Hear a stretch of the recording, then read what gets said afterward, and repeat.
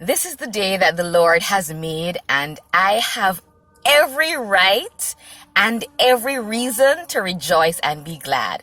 Today is August 31st, 2020, which means it is my daddy's 72nd birthday in heaven and my third bone marrow transplant birthday. To God be the glory.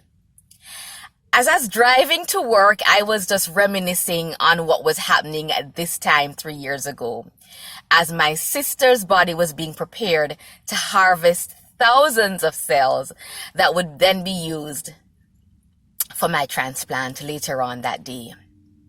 And as I got to thinking, I realized something very important. That in the same way that my sister's body produced more than enough cells that I would need to get a second chance of life, it reminded me of what happened at the cross when Jesus' blood was shed to give us life. And as I drove to work, I was just rejoicing. I was rejoicing because that exchange that happened gave us salvation, gave me salvation, just as the exchange that happened 3 years ago gave me a second chance at life and helped to cure leukemia and extend my life. I just want to encourage you today. Whatever you're going through, keep going. It may be very difficult. You may not see how life will give you a second chance or how God is going to work it out. But believe me when I tell you, He knows exactly what He's doing, and He knows exactly how He's going to turn your situation around.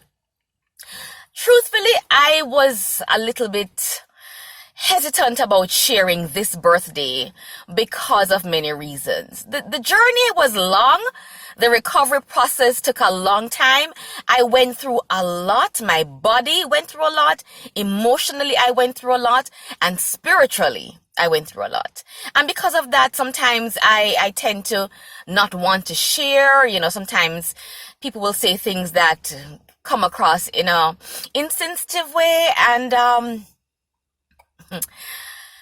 I just realized that the way I look now is different, but it's different because of what I have gone through. And I lost several close friends recently. I lost several people in the last few months to their cancer journey. And because of that, because of all the people who I've known who have been battling cancer and currently battling cancer, I'm like, Shannon, you cannot get to this milestone and be quiet about it. You have to celebrate. And so, excuse me, but when you see me giving an undignified praise or a spontaneous worship, allow me, because believe me when I tell you, you have no idea what it was like. And so I don't get to be silent. I don't get to feel subconscious or self-conscious rather about what I have gone through, because I went through and I'm on the other side. And so because of that, I have every reason to rejoice and to share the testimony and to educate others about what I learned. In fact, because of that reason, my desire to inform and educate, I wrote a book about the experience. I wrote a book about what it was like to go through that time, what I learned as a result, and not just that, but the lessons and the blessings and the destiny that was unfolded as a result of me going through that experience. So I just want to share with you, when you look at Shannon, you are seeing a miracle. You are seeing a miracle. You are seeing what it looks like when God says, it's not your time yet. We're going to do everything that needs to be done to preserve your life for such a time as this. You're looking at a miracle of someone who was loved enough by people who said, I am going to walk this journey with you. I am going to support you as best as I can. And as a result of that, here I am today. So, to God be the glory. I am blessed. I am grateful. I am honored. And I live the rest of my life to serve Him and to serve others. Have a good day. God bless you. I love you.